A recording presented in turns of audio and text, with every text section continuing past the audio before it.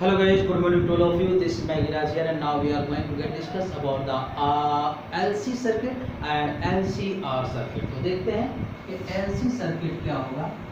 LC परिपथ यानी एक ऐसा परिपथ AC परिपथ जिसमें सिर्फ कुंडली, कॉइल एंड कैपेसिटर संधारित्र जुड़ा। तो यहाँ पर वोल्टेज VL होगा और यहाँ पर वोल्टेज VC होगा। तो देखिएगा जब ये L और C कनेक्ट हैं तो VL इस तरीके से होगा और VC है, यानी यहाँ पर फेज डिफरेंस 180 डिग्री होता है। तो ऐसी सिचुएशन पर Z की यानी V की जो वैल्यू होगी VL माइनस VC होगी, या I XL minus XC put कर देंगे तो V upon I XL minus XC, और ये होगी Z इम्पीडेंस यानी प्रतिबाधा। ठीक है ना, प्रतिबाधा की वैल्यू LC परिपथ में ये होगी, और अनुनाद की स्थिति में एट रेजोनेंस, अनुनाद की स्थिति में तो Z की वैल्यू जब 0 होगी means XL minus XC equals to 0 या XL इक्वल्स टू XC। तो ये होता है ओमेगा L और ये होता है ओमेगा C। तो ओमेगा की वैल्यू आ जाएगी 1 अपॉन अंडर रूट LC, या इसी से फ्रीक्वेंसी निकालेंगे तो 1 upon 2 pi under root LC। ये अनुनादी कोणीय आवृत्ति बोलते हैं, रेजोनेंस एंगुलर फ्रीक्वेंसी, या अनुनादी आवृत्ति रेजोनेंस फ्रीक्वेंसी होती है। तो ये होता है LC सर्किट। आइए अब इसी के साथ देखते हैं कि LCR सर्किट क्या होगा। LCR परिपथ, तो LCR परिपथ के लिए क्या होगा कि तीनों ही श्रेणीबद्ध तरीके से जुड़े होंगे। LCR इस तरीके से RCL, VL होगा यहाँ वोल्टेज, VC होगा C के सिरों पर वोल्टेज, और VR होगा R के सिरों पर वोल्टेज। तो इसकी सिचुएशन ऐसी आएंगी, ये VL है और ये VC है और ये VR है। तो इफ VL ग्रेटर VC तो आप इसको ऐसे कर सकते हैं VL माइनस VC, और ये VR तो रिजल्टेंट आप इस तरीके से निकाल लेंगे और ये डायरेक्शन हो जाएगी। And if VC greater VL तो आप इसको इस तरीके से निकालें VR, ये VC माइनस VL हो जाएगा और ये रिजल्टेंट हो जाएगा, ये रिजल्टेंट की डायरेक्शन हो जाएगी। ठीक है ना।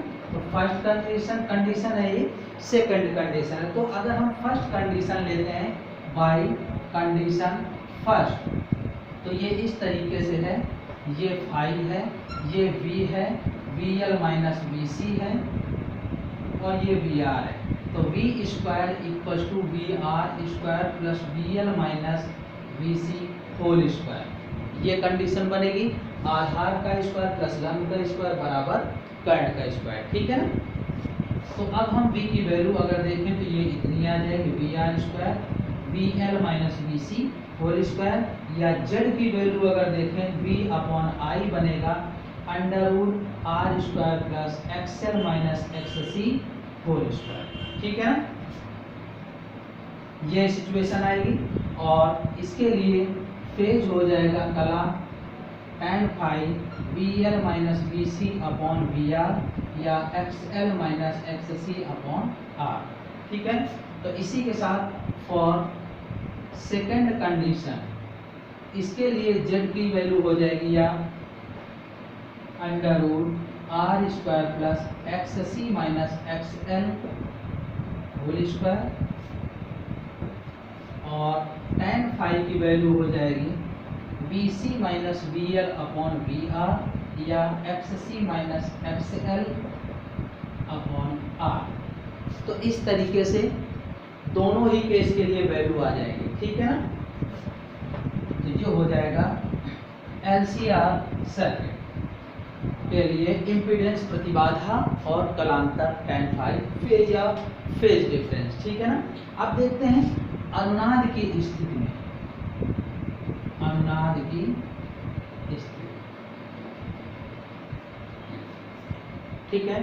तो यहाँ पर क्या है कि अनुनाद की स्थिति के लिए जब हम कर्व ड्रॉ करेंगे वक्र, तो देखिएगा Z equal to under root R square plus X L minus X C whole square होता है LCR के लिए, LCR सर्किट में। तो अनुनाद की स्थिति में XL माइनस XC की वैल्यू क्या होती है 0, तो Z इक्वल टू क्या हो जाएगा R, ये आ जाएगा। ठीक है ना। अब यहाँ पर अगर देखते हैं कंडीशन कि लेट L इक्वल टू ये हो जाएगा 1 milli henry and C equal to 1 nano farad means 10⁻³ henry और ये है 10⁻⁹ फैरड। तो यहाँ से F की वैल्यू निकाल लें तो 1/2 पाई अंडर रूट LC, तो ये आ जाएगा, या ओमेगा की वैल्यू देखिएगा सीधे 1/अंडर रूट LC हो जाएगा, तो ये हो जाएगा 10⁻³ माइनस 12 यानी 10⁻6 रेडियन पर सेकेंड। ठीक है ना। R की वैल्यू हमने एक बार 100 ओम लिया और एक बार हमने 200 ओम लिया, और वोल्टेज मान लीजिए कि 100 वोल्ट है। तो इस स्थिति के लिए ओमेगा की वैल्यू यहाँ पर हमने सॉल्व किया 10⁻6 रेडियन पर सेकेंड, इस फॉर्म में आई है। तो ये ओमेगा है 10⁻6 रेडियन पर सेकेंड, इसके फॉर्म में होगा, और ये करंट है 0.51, क्योंकि देखिएगा I इक्वल टू V/R है। तो पहली कंडीशन में हो जाएगा 100/100 1 एम्पियर, और दूसरी कंडीशन में हो जाएगा 100/200 0.5 एम्पियर। तो पहली सिचुएशन ये होगी और दूसरी है ये, यानी इस सिचुएशन पर ये होगा, और इस तरीके से इसका कर्व आएगा, तीव्रता यानी धारा और कोणीय आवृत्ति यानी करंट एंड एंगुलर फ्रीक्वेंसी के बीच में रेजोनेंस स्टेज पर ये कर्व आएगा। ठीक है ना, जिसके लिए हमने पर्टिकुलर स्पेसिफिक कंडीशन भी शो किया है। चलिए अब देखते हैं कि यहाँ पर क्वालिटी फैक्टर क्या होता है। Q फैक्टर या Q गुणक बोलते हैं, ठीक है ना, क्वालिटी फैक्टर भी बोलते हैं, क्वालिटी फैक्टर, ठीक है ना। तो क्वालिटी फैक्टर जो होता है ये ओमेगा R यानी रेजोनेंस फ्रीक्वेंसी और बैंड चौड़ाई, अनुनादी आवृत्ति और बैंड चौड़ाई के अंतर को,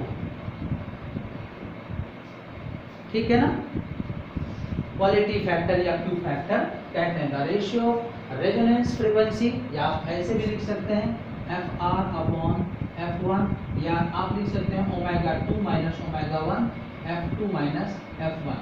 देखिए इसमें 2 पाई से मल्टीप्लाई कर देने से इस फॉर्म में आ जाएगा।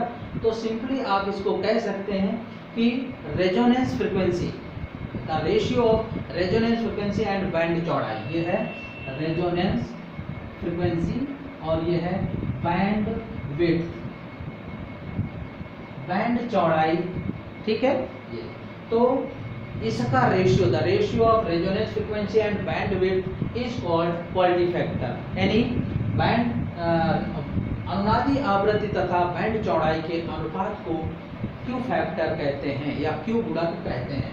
और इसकी वैल्यू ω2 माइनस ω1 की वैल्यू R/L होती है। तो इससे आ जाएगा QF equal to ω/R/L ω/L/R, ठीक है ना। तो ध्यान रखना QF जो है डायरेक्टली प्रोपोर्शनल L है and QF inversely proportional R है, QF डायरेक्टली प्रोपोर्शनल ω/R है। यानी L इंक्रीज करेगा, बढ़ेगा तो क्वालिटी फैक्टर बढ़ेगा, इंक्रीज करेगा। R इंक्रीज करेगा, अगर R बढ़ता है तो क्वालिटी फैक्टर डिक्रीज करेगा, घटेगा। अगर एंगुलर फ्रीक्वेंसी यानी रेजोनेंस फ्रीक्वेंसी जो है वो इंक्रीज करेगी तो क्वालिटी फैक्टर इंक्रीज करेगा, बढ़ेगा। तो इस तरीके से हमने ये क्वालिटी फैक्टर से संबंधित बात को डिस्कस किया। तो ध्यान रखिएगा ये क्वालिटी फैक्टर है। अब इसी क्रम में हम डिस्कस करते हैं कि ट्रांसफार्मर क्या होता है। Transformer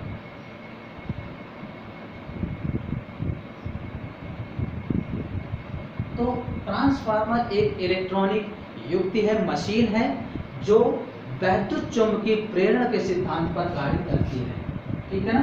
it is an electronic machine, क्या है, इलेक्ट्रॉनिक मशीन है, और किस प्रिंसिपल पर वर्क करता है, based on principle of EMI, वैद्युत चुंबकीय प्रेरण के सिद्धांत पर कार्य करता है, ठीक है ना। तो अब ये ट्रांसफार्मर देखिएगा दो टाइप के होते हैं, उन दोनों टाइप्स में से ट्रांसफार्मर को चेक करेंगे कि कौन कौन से दो टाइप होते हैं। तो दो टाइप होते हैं, step up and step down, उच्चई और अपचयी।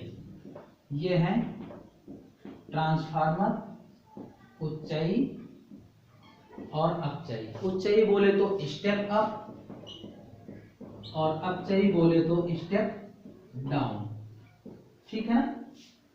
तो ध्यान रखिएगा।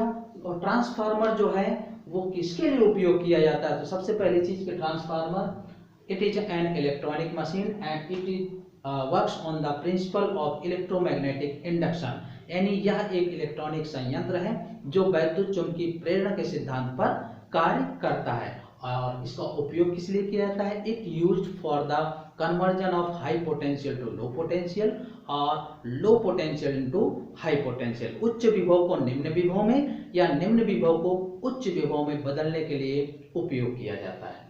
ये दो तरह के होते हैं, उच्चई ट्रांसफार्मर यानी स्टेप अप और अपचयी ट्रांसफार्मर स्टेप डाउन। उच्चई स्टेप अप का मतलब लो से हाई, लो से अप, यानी ये क्या करता है, निम्न वोल्टता को बदलता है, किसमें, उच्च वोल्टता में। ध्यान रखिएगा, low voltage converts into high voltage, ठीक है ना। और पहले में जो उच्चई ट्रांसफार्मर है उसमें NS ग्रेटर देन NP, यानी द्वितीय कुंडली में फेरों की संख्या प्राथमिक कुंडली के फेरों की संख्या से अधिक होती है, NS ग्रेटर NP, ठीक है। इसी तरीके से अपचयी होता है स्टेप डाउन, तो ये किस लिए, उच्च वोल्टता को बदलता है, किसमें, निम्न वोल्टता में, यानी high voltage converts into low voltage. तो स्टेप डाउन होता है और यहाँ NS लेस देन NP होता है, यानी द्वितीय कुंडली में फेरों की संख्या प्राथमिक कुंडली के फेरों की संख्या से कम होती है, ठीक है ना। तो अब देखते हैं